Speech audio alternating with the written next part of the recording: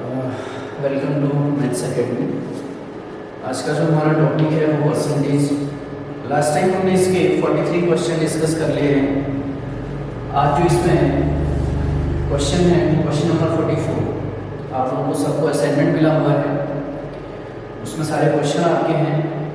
तो question number 44 देखो, question कह रहा है कि राम के खर्च तथा बचत का जो अनुपात है वो 5:3 है। यदि उसकी मासिक आय 12% बढ़ जाती है और उसका खर्चा जो है वो 15% बढ़ जाता है, तो बोल रहा है कि उसकी बचत में कितने प्रतिशत की वृद्धि। ठीक है, देखो इससे पहले मैंने आपको परसेंटेज डिस्कस किया है। जो ये इनकम, एक्सपेंडिचर और सेविंग वाले जो क्वेश्चन हैं, ये मैंने आपको बताए हैं कि किस तरीके से इनको आपने सॉल्व करना है। इसमें तीन ही चीज़ होती है, एक तो आपका इनकम, दूसरा आपका एक्सपेंडिचर और तीसरा आपका सेविंग। किसी क्वेश्चन में आपको इनकम और एक्सपेंडिचर दिया होता है, सेविंग आपको निकालनी होती है। किसी क्वेश्चन में आपको एक्सपेंडिचर और सेविंग दिया होता है, इनकम आपने निकालनी होती है। तो इस क्वेश्चन में देखो उसने क्या दिया है, उसने बोला कि राम के खर्च तथा बचत का जो अनुपात है वो 5:3 है। मतलब उसके एक्सपेंडिचर और उसकी जो सेविंग है उसका जो रेशियो है वो आपका 5:3, 5:3। अब यहाँ पे उसका खर्चा और उसकी सेविंग नहीं दे रखी है, बल्कि उसका अनुपात दे रखा है। ये चीज़ मैंने आपको रेशियो में बहुत अच्छे से पढ़ा रखी है कि कैसे आप अनुपात को संख्याओं में बदलते हो और कैसे अनुपात से आप संख्याओं में बदलते हो। ठीक है, अब यहाँ देखो, जब उसका एक्सपेंडिचर 5 है, जब उसकी सेविंग 3 है, भाई एक्सपेंडिचर और सेविंग इनकम का ही तो हिस्सा है। तो जो टोटल इनकम होती है, जो टोटल आय होती है, उसमें से कुछ बहुत पैसा खर्च कर दिया है और कुछ बहुत पैसा बचा दिया है। जब आप दोनों को ऐड करोगे तो इसकी आप इनकम बना सकते हैं। तो इसकी जो इनकम हो जाएगी वो हो जाएगा 5 इसका खर्चा है, 3 इसकी सेविंग है, तो 5 में 3 जोड़ोगे टोटल 8 इसकी क्या होगी, इनकम। तो हम ये बोल सकते हैं कि इसके एक्सपेंडिचर, इसके सेविंग और इसके इनकम, इस इनकम को आप पहले लिख लीजिए, इस इनकम को आप यहाँ लिख लीजिए। तो इसकी जो इनकम होगी वो 8। तो हम ये कह सकते हैं कि इसके इनकम, इसके एक्सपेंडिचर और इसकी सेविंग का जो रेशियो है वो 8:5:3। अब 8:5:3 मैंने आपको पहले भी बताया कि ये संख्या नहीं है बल्कि उसका अनुपात है। तो पहले इसकी हम इनकम बना लेते हैं। ठीक है, अब देखो मैंने एचसीएफ एलसीएम में भी डिस्कस किया था, मैंने रेशियो में भी डिस्कस किया था कि कैसे अनुपात से आप संख्या बनाते हैं। तो इसको आप क्या मान सकते हैं कि इसकी जो इनकम है वो 800, इसका जो खर्चा है वो 500 और इसकी जो सेविंग है वो 300। मैंने सब में इसमें भी 100 का गुणा कर दिया, इसमें भी 100 का गुणा कर दिया, इसमें भी 100 का गुणा कर दिया। क्यों? क्योंकि भाई ये जो अनुपात बना है ये संख्याओं से बना है। इस केस में संख्या, इसकी इनकम, इसका एक्सपेंडिचर और इसकी सेविंग। ठीक है, यहाँ 10 का गुणा कर सकते थे, 10 का गुणा, 10 का गुणा यहाँ कर दो, यहाँ 50 का गुणा, यहाँ 50 का गुणा, यहाँ 50 का गुणा कर दो। समझ पा रहे हैं? तो इसकी जो इनकम है वो 800 है और इसका जो एक्सपेंडिचर है वो 500 है और इसकी जो सेविंग है वो 300 है।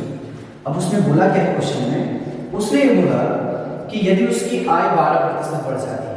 भाई जब आय को 12% बढ़ाना है तो अभी आय कितनी है, 800। अब इसको 12% बढ़ाना है। तो ध्यान रखना, मैंने आपको पहले भी बोल रखा, जब भी आपको प्रतिशत में वृद्धि करनी होती है और प्रतिशत में कमी आपको जब करनी होती है तो हमेशा 100 के ऊपर करते हैं।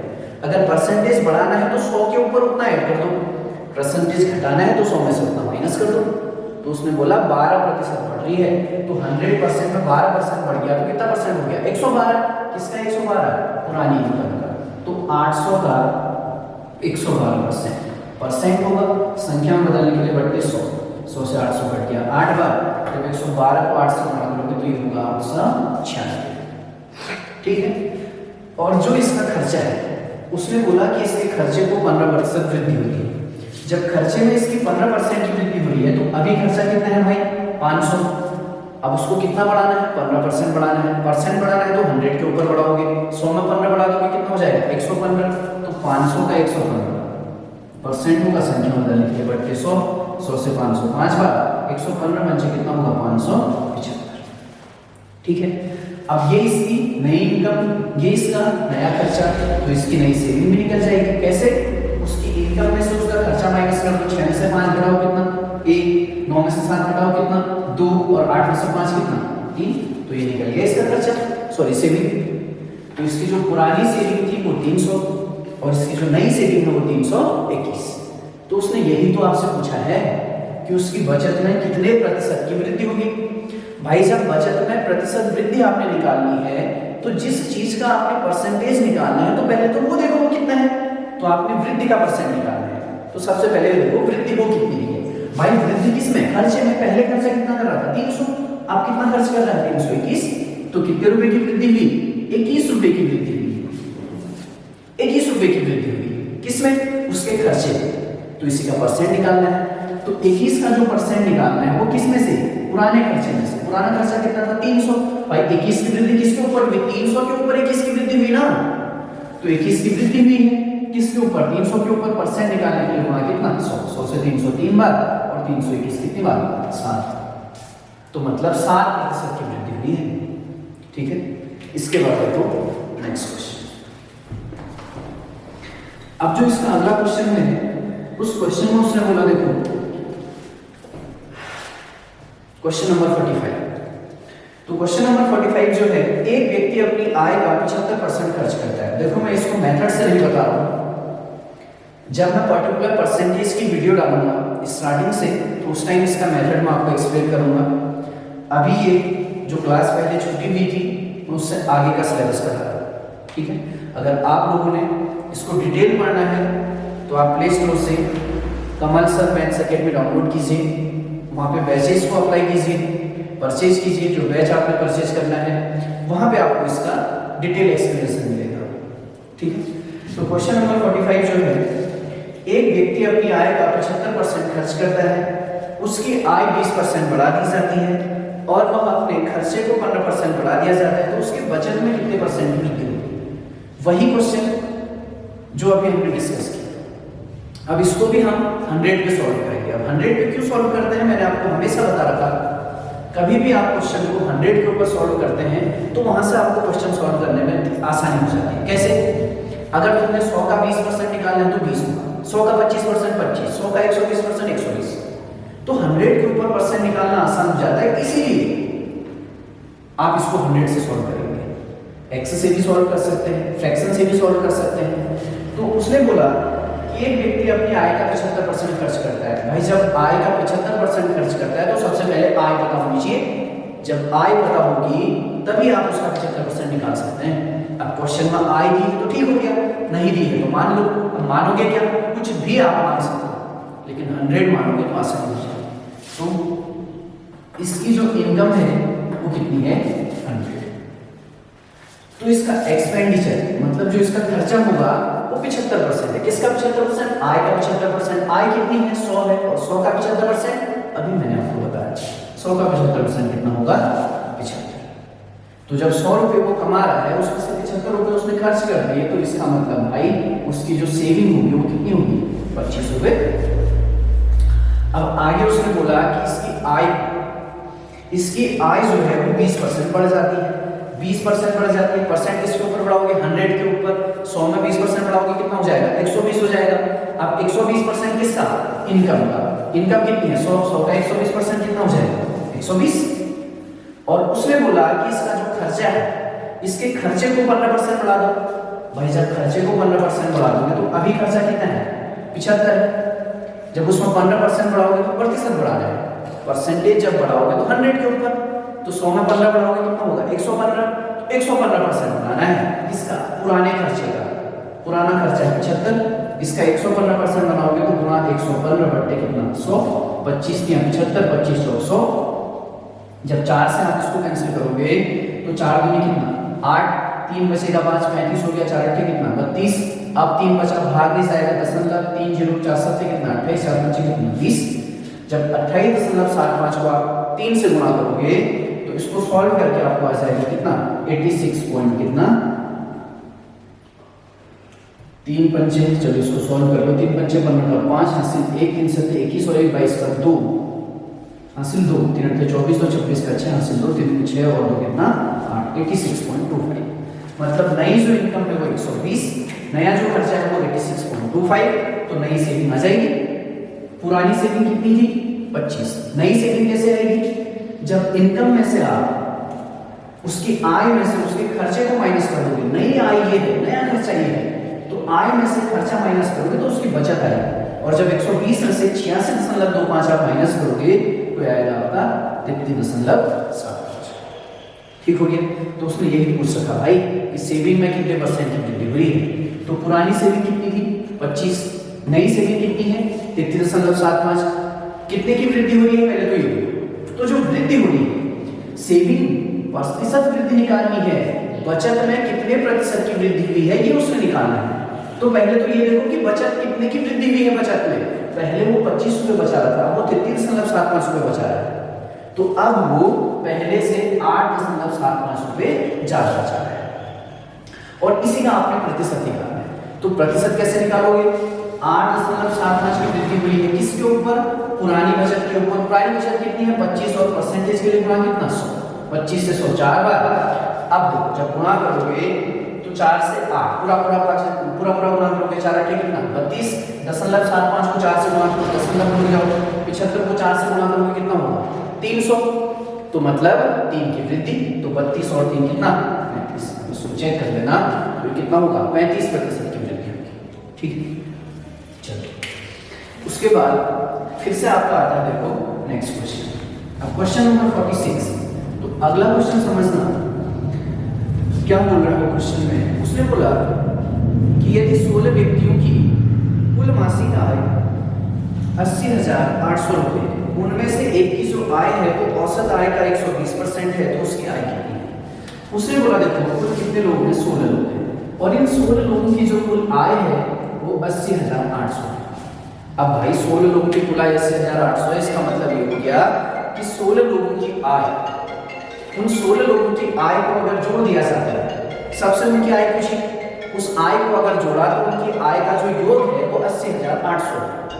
अब भाई जब 16 लोगों की आय 80,800 है, तो इन 16 लोगों में से किसी की 10,000 होगी, किसी की 15,000 होगी, किसी की 4 होगी, किसी की 2 होगी।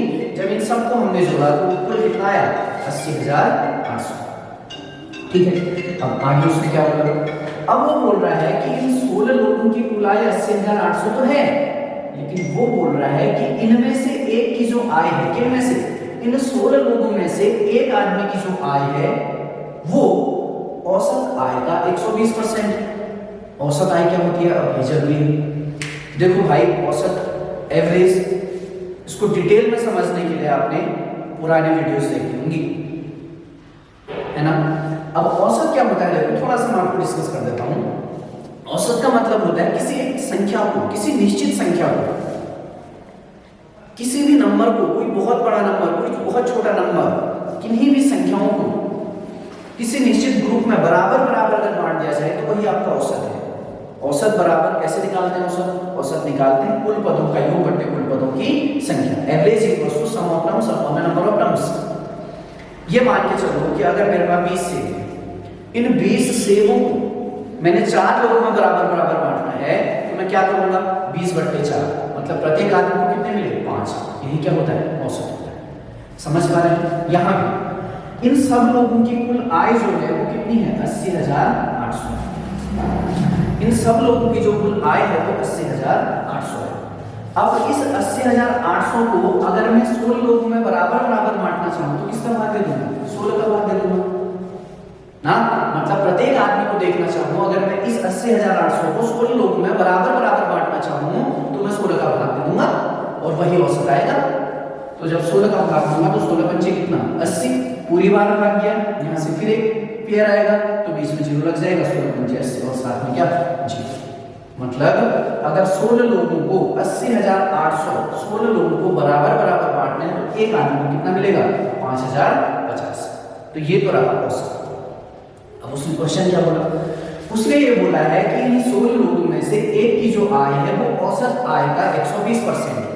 तो ये रही औसत 5,050, इसका 120%।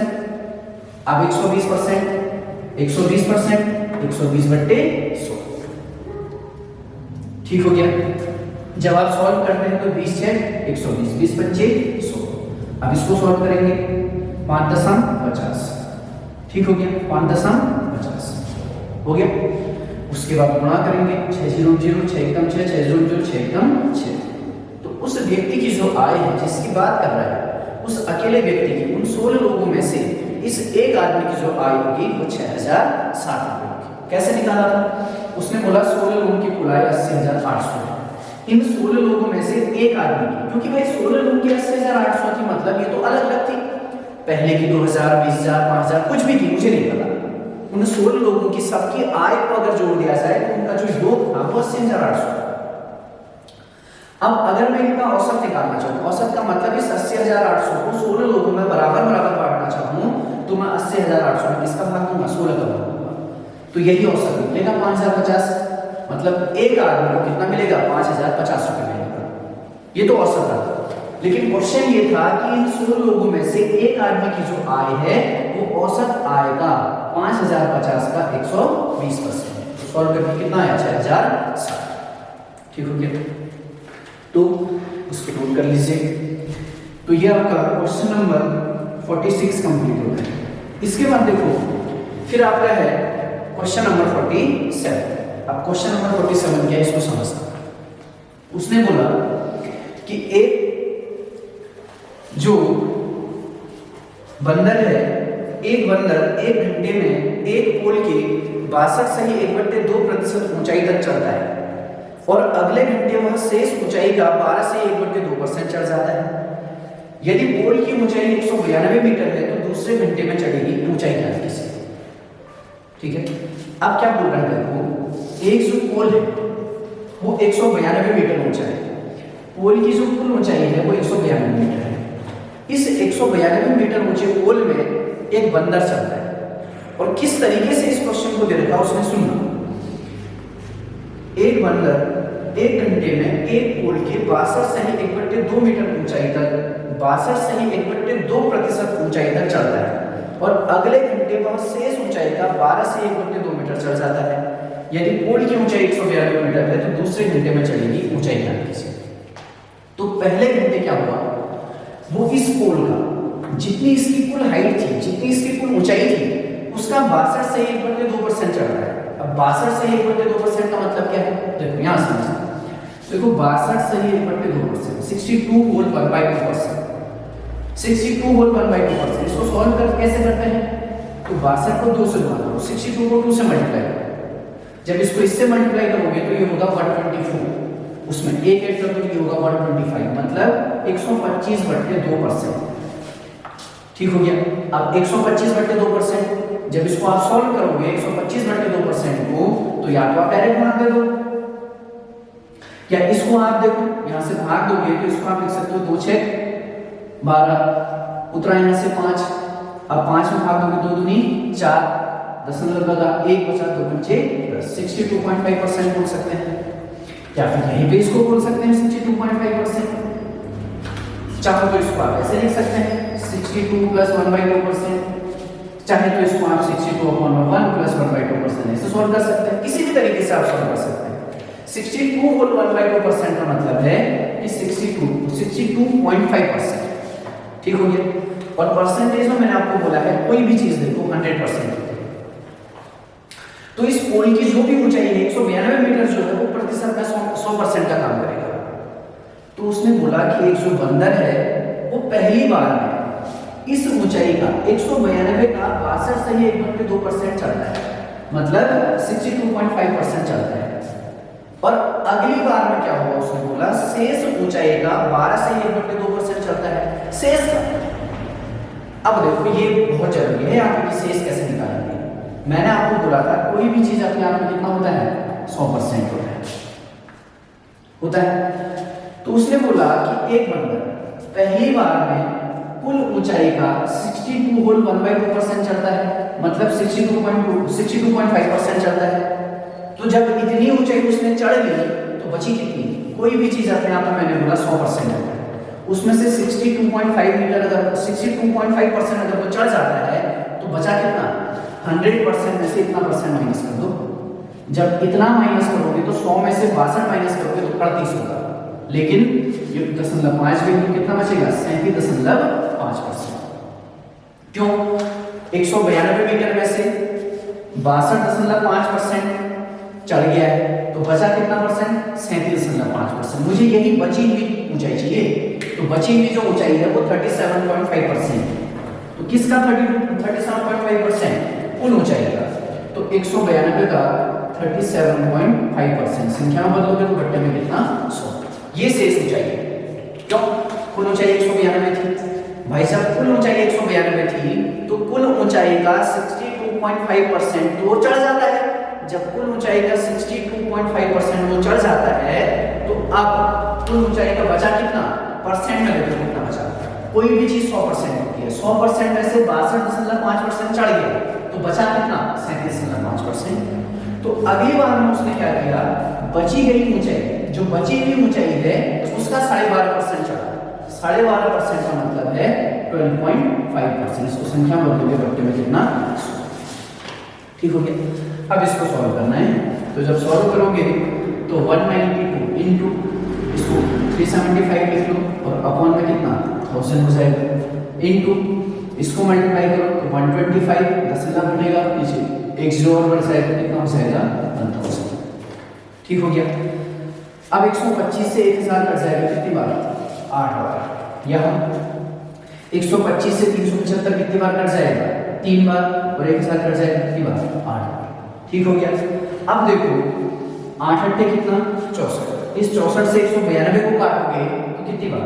3 बार। और 3 क्या कितना? 9। इसका मतलब दूसरी बार में कितना मीटर चढ़ता है? 9 मीटर चढ़ता है। यही आपसे पूछा है। उसने ये पूछा कि दूसरे घंटे में चढ़ेगी ऊंचाई कितनी है, तो दूसरे घंटे में चढ़ेगी ऊंचाई कितनी है? 9 मीटर है। कैसे? एक बार फटाफट देखो इसको। देखो पोल की कुल ऊंचाई 192 थी। जब कुल ऊंचाई 192 थी तो मैंने आपको बोला है कि कोई भी चीज प्रतिशत में 100% होती है, तो पोल की कुल ऊंचाई जो 192 मीटर है वो परसेंट में 100% का काम करेगी। अब उसने बोला कि पहली बार में 192 का 62.5% चढ़ता है। भाई जब 192 का 62.5% तो चढ़ जाता है, तो अब शेष कितना बचा इधर? तो शेष जो बचा वो 192 का 37.5% बचा। तो ये हो गया शेष, ये शेष ऊंचाई। अब जो उसने आगे पार करनी है ये, तो अगली बार में उसने बोला, अगले घंटे में उसने बोला शेष ऊंचाई का 12.5% चढ़ता है। शेष ऊंचाई ये है, इसका 12.5% ये हो गया। और सॉल्व करा तो आ गया। इसका मतलब अगली बार में कितना मीटर चला? 9 मीटर। ठीक है। इसके बाद देखो आज का लास्ट क्वेश्चन, अगला क्वेश्चन। अब अगला क्वेश्चन क्या है? उसने बोला कि यदि किसी भिन्न का अंश 20% बढ़ा दिया जाता है और हर 5% घटा दिया जाता है तो भिन्न 5/2 हो जाता है, तो वास्तविक भिन्न क्या है? भिन्न आपको पता होगा, सब लोगों को फ्रैक्शन आपको पता होगा, P/Q के रूप में जैसे हम लिख सकते हैं। और Q does not equal to 0 होता है। कहने का मतलब जिसका एक अंश होता है, एक हर होता है, एक न्यूमरेटर होता है और एक डिनोमिनेटर होता है, जहां पे उसका डिनोमिनेटर 0 के बराबर नहीं होना चाहिए, नहीं तो भिन्न नहीं बन पाएगा। ठीक है। तो उसने बोला कि किसी भिन्न का जो अंश है, मतलब न्यूमरेटर को 20% बढ़ा दो और डिनोमिनेटर को 5% घटा दो। तो भाई अंश को 20% तभी बढ़ाओगे जब आपको वास्तव में पहले का अंश पता हो। जब भिन्न पता ही नहीं होगी तो उसके न्यूमरेटर में कहां से वृद्धि होगी, उसके डिनोमिनेटर में कहां से कमी हो जाएगी। तो पहले आप एक भिन्न मान लो कि जो भिन्न है वो x/y है। जब भिन्न आपके x/y है तो उसने बोला कि इसका जो न्यूमरेटर है और इसका जो डिनोमिनेटर है, न्यूमरेटर को 20% बढ़ा दो और डिनोमिनेटर को 5% कम कर दो। तो ऐसा करने पे जो नई भिन्न मिलती है वो 5/2 हो जाता है। ठीक हो गया। तो भिन्न आपने मान लिया x/y। जब इसके न्यूमरेटर में 20% की बढ़े, जहां पर भी आपको प्रतिशत वृद्धि दिखता है तो इसका मतलब आप समझ जाना 100% के ऊपर वृद्धि करनी है। तो 20% अगर बढ़ाना है तो 100 में 20 बढ़ाओगे, कितना हो जाएगा? 120 हो जाएगा। तो अब जो नई भिन्न बनेगी वो x का 120% संख्या बदलोगे बट्टे में कितना? 100। ये हो गया इसका न्यूमरेटर। और इसका डिनोमिनेटर क्या होगा? अभी डिनोमिनेटर y, उसने बोला इसको 5% घटा दो। भाई प्रतिशत में घटाना है तो 100 में से घटाओगे, तो अब रह जाएगा इससे कितना? 95%, मतलब 95/100। तो उसने बोला कि जब x को, जब इसके न्यूमरेटर को 20% बढ़ा देते हैं, डिनोमिनेटर को 5% घटा देते हैं, तो नई जो भिन्न मिलती है वो 5/2 हो जाती है। तो बस इसको सॉल्व करना है। अब सॉल्व कैसे करोगे? देखो, इसको सॉल्व करने की जरूरत नहीं है, खुद ब खुद अभी कट जाएगा। अब कैसे कटेगा सुनना, ये क्या हो जाएगा 120x बट्टे कितना 100, ये बट्टे में है तो ये गुणा में चले जाएगा, ये भिन्न बदल जाएगा। ठीक हो गया। अब ये कितना था, जब इसको सॉल्व करोगे 95y बट्टे कितना था 100, जब ये ऊपर पलट के चले जाएगी तो क्या हो जाएगा 100 बट्टे 95y, 100 से 100 कैंसिल। ठीक है, समझ गए। और ये किसके बराबर है 5/2 के। ठीक है, जब आप इसको सॉल्व करेंगे 5 से काटो, 5 से 120 कितनी बार 24 बार, और 5 से 95 कितनी बार 19 बार। तो ये हो जाएगा आपका 24x बट्टे 19 बराबर कितना 5/2। मैंने आपको बोला है देखो, भिन्न जब बराबर में होती है तो क्रॉस मल्टीप्लाई किया जाता है, वज्र गुणा किया जाता है। यहाँ कैसे 24x/90 इक्वल्स टू कितना होगा 5/2। क्रॉस मल्टीप्लाई करोगे वज्र गुणा करोगे, क्योंकि ये भी एक फ्रैक्शन है, ये भी एक फ्रैक्शन है, दोनों बराबर में है। तो 24 दूनी कितना 48x और 19 पंची कितना 95y। तो आपको तो वास्तविक भिन्न चाहिए, एक्चुअल भिन्न चाहिए। तो एक्चुअल भिन्न क्या दिया आपकी x/y, मतलब आपको x/y की वैल्यू चाहिए। जब x/y की वैल्यू चाहिए तो ये x की वैल्यू, बहुत सारे लोग यहाँ पे x की वैल्यू 48 करते हैं, नहीं, ये x का कोएफिशिएंट है, x का मल्टीपल है, x का प्लस है, x की वैल्यू 95 होगी। मैंने आपको ये वाली एक फॉर्म एक्सप्लेन कर रखी थी 2x = 3y। भाई 2x 3y के बराबर थोड़ी हो सकता है, लेकिन वो बोल रहे हैं 2x = 3y, तो आपने करना पड़ेगा ऐसा। अब 2x 3y के बराबर कैसे हो सकता है? अगर आप x की वैल्यू 3 रखोगे तो 2 × 3 कितना हो जाएगा 6, y की वैल्यू 2 रखोगे तो 3 × 2 कितना 6, तब जाके बराबर होता है। तो वही चीज है यहाँ पे। तो x/y बराबर हो जाएगा x की वैल्यू कितनी 95 और y की वैल्यू कितनी 48। यही आपके वास्तविक भिन्न है। ठीक है, बाकी देखो इसको इतना नहीं करना था, इसको हमने डायरेक्ट सॉल्व करना है। अब कैसे डायरेक्ट सॉल्व करना है यहां समझना, जल्दी से देखना है। उसने बोला देखो भिन्न को बढ़ा दो, जब भिन्न को 20% बढ़ाना है न्यूमरेटर को बढ़ा दो। वास्तविक भिन्न आपकी x/y थी, इसके अंश को 20% बढ़ाना है, हर को 5% घटाना है। भाई 20% ऊपर बढ़ाना है, 5% नीचे घटाना है। आपको पता है अभी आपने सॉल्व करते करते नीचे 100 कैंसिल आउट कर रहे थे, तो यहाँ डायरेक्ट लिखो, तो ये जो हो जाएगा वो 120x हो जाएगा और ये कितना हो जाएगा 95y। क्यों? क्योंकि इसका 100 और इसका 100 क्या हो जा रहा था, कट हो जा रहा था, और यही किसके बराबर है 5/2 के बराबर। सॉल्व करेंगे 5 से 120 24 बार, 5 से 95 कितनी बार 19 बार। तो ये हो गया 24x/19y बराबर 5/2। क्रॉस मल्टीप्लाई करोगे 24 दूनी कितना 48x बराबर 19 पंची कितना 95y। तो x/y बराबर कितना हो जाएगा 95/49। ठीक है, चलो आज के लिए इतना ही रखते हैं, बाकी नेक्स्ट क्लास में। और मैंने आप लोगों को पहले भी बोला है भाई, जितना ज़्यादा आप लोग शेयर करेंगे वीडियोस को, लाइक करेंगे, उतना अच्छा प्लेटफॉर्म हम आप लोगों को दे पाएंगे। गूगल प्ले स्टोर से आप डायरेक्ट कमल सर मैथ्स अकेडमी डाउनलोड कर सकते हैं। एक बार आप बैच में ज्वाइन हो जाते हैं तो उसके बाद 2 से 3 दिन के अंदर अंदर आपकी सारी क्लासें रेगुलर चलेंगी।